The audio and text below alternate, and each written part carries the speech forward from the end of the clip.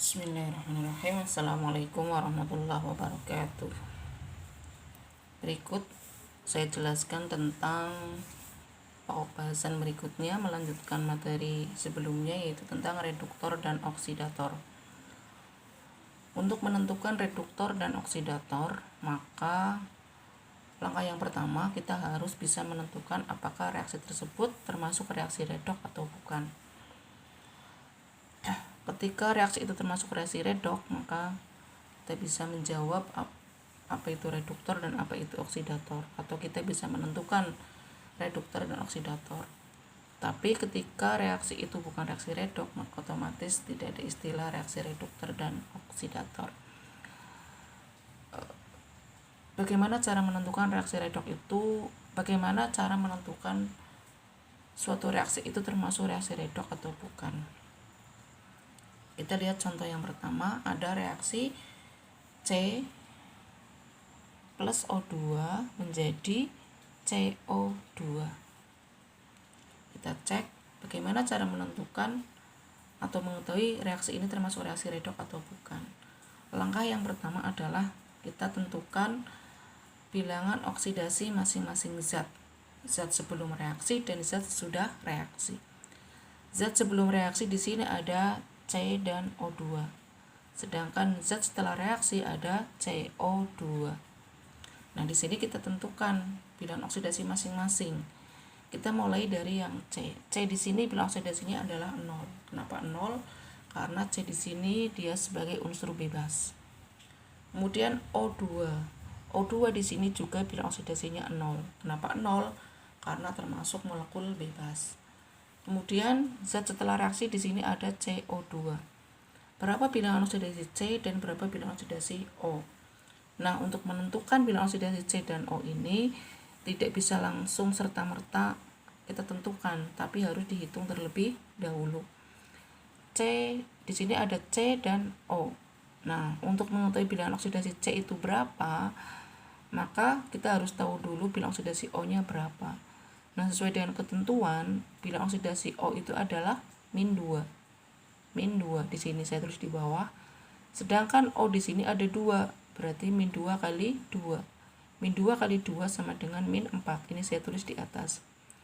Nah, karena ini senyawa, jumlahnya harus sama dengan 0. Maka bilangan oksidasi C adalah berapa dikurangi 4 supaya sama dengan 0, yaitu plus 4. Jadi bilangan oksidasi C-nya itu adalah plus 4. Ya, nah, sekarang kita lihat C sebelum reaksi di sini bilangan oksidasinya 0. Setelah bereaksi bilangan oksidasinya adalah plus 4. Jadi di sini terjadi kenaikan bilangan oksidasi. Nah, zat yang mengalami kenaikan oksidasi disebut dengan oksidasi. Nah, di sini. Ini. Jadi oksidasi itu adalah reaksi yang mengalami kenaikan bilangan oksidasi. Kemudian sekarang O. O sebelum reaksi bilangan oksidasinya 0. Setelah bereaksi ini min 2. Dari 0 menjadi min 2 itu terjadi penurunan bilangan oksidasi. Maka reaksi yang mengalami penurunan bilangan oksidasi disebut dengan reaksi reduksi. Nah, jadi reaksi ini di samping mengalami oksidasi, dia juga mengalami reduksi. Maka reaksi ini berarti termasuk reaksi redoks. Kemudian contoh yang kedua, Mg plus 2HCl menjadi MgCl2 plus H2. Sama seperti contoh yang pertama, kita tentukan bilangan oksidasi Mg. Mg di sini bilangan oksidasinya 0. Kenapa 0? Karena unsur bebas sendirian, berdiri sendiri.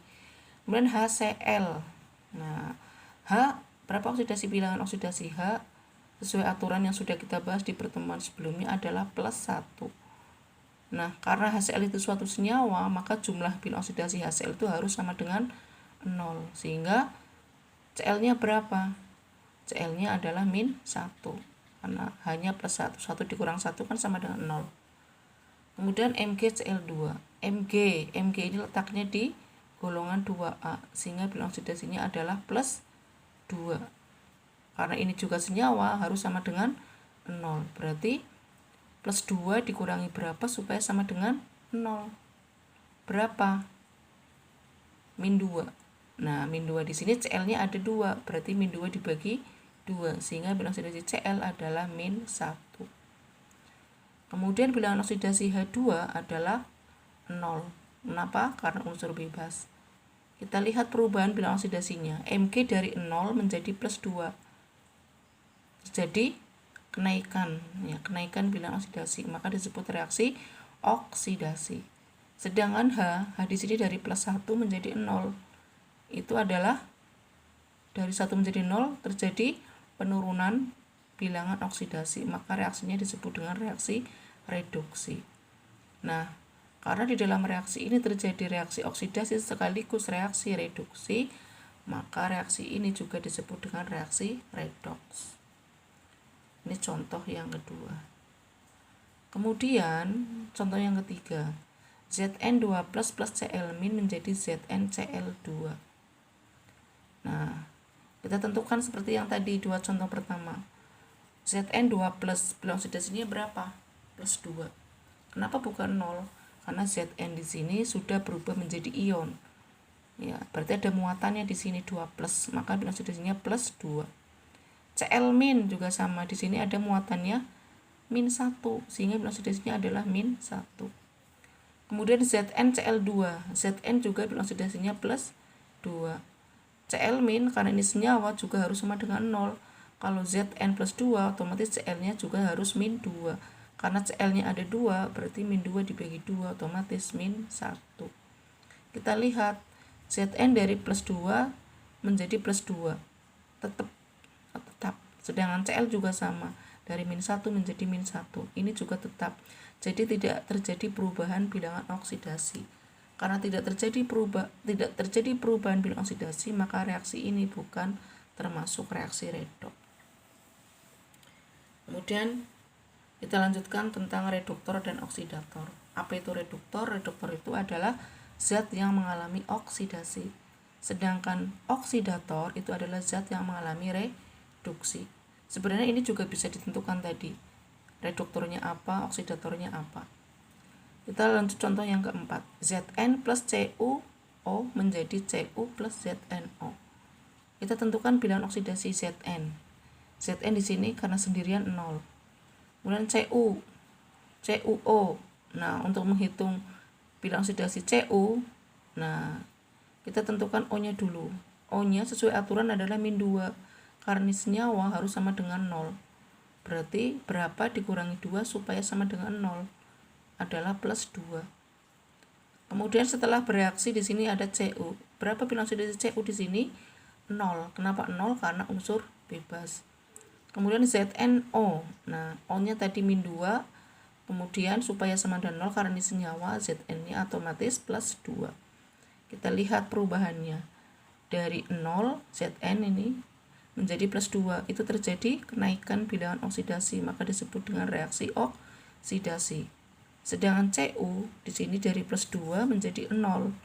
Itu terjadi penurunan bilangan oksidasi, maka disebut dengan reduksi.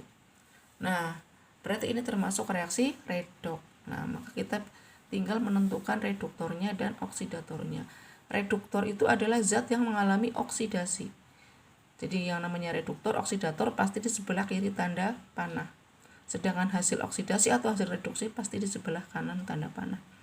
Reduktor adalah zat yang mengalami oksidasi. Kita lihat di sini. Zat yang mengalami oksidasi di sini adalah Zn menjadi ZnO. Berarti reduktornya adalah Zn. Ya. Reduktornya adalah Zn. Sedangkan oksidatornya zat yang mengalami reduksi, kita lihat di sini. Ini reduksi, kita tarik ke atas, ada zat CuO. Kemudian hasil oksidasinya di sebelah kanan. Kita lihat tadi hasil oksidasi, tanda panahnya. Nah, hasil oksidasinya adalah ZnO.